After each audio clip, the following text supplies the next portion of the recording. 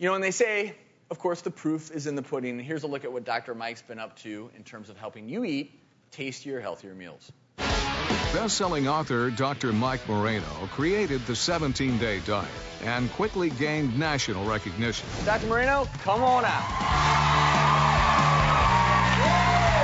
It remained on the New York Times bestseller list for 46 weeks and was named the #1 diet of 2011 by dietsinreview.com. Now Dr. Moreno has taken it one step further with a cookbook, which teaches you specific recipes to bring his diet to your own table. Our executive producer, Jay McGraw, published the 17-day diet with Dr. Moreno. They're actually still business partners for this cookbook. So, Dr. Moreno, it looks like you brought some food for us today. A couple samples. So these are the traditional pork chops. You're going to see a lot, you know, the eggs, a lot of the butter and lard, a lot of the fat. And so these are the traditional fried pork chops. And here's the numbers we're looking at. Over 700 calories per serving and over 21 grams of fat. So you don't necessarily have to give up that altogether. You just need to and find a better way to make it. First of all, this is not only easier and quicker to make, but it's more healthy. So you can see the examples of the pork chops. Again, we've trimmed the fat here. We're using low-fat buttermilk as sort of our binding agent, whereas traditionally we'd use the eggs. You dip these in. And we use whole grain or whole wheat breadcrumbs. Some Italian seasoning, a quick spray, 15 minutes in the oven, you're done.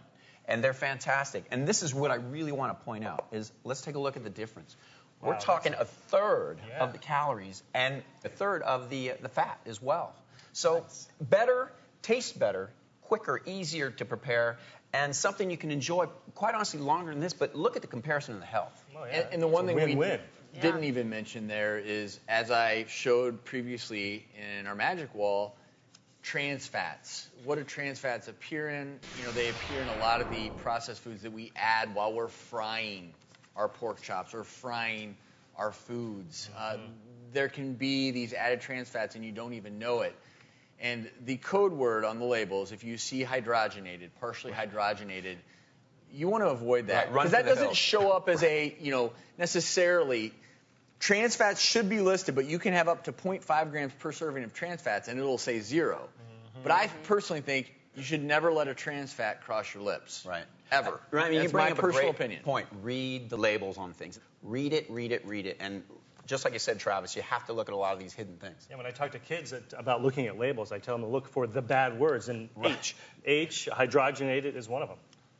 And don't give up the food you love, because if you give up the food you love, you're going to spend the rest of your life craving them, and cravings will always win out. You just have to find a better way to make the food you love. And Dr. Mike, I understand that you have a little announcement. Something? I'm happy to say that we're sending everybody home in the audience with the new cookbook that's available. We have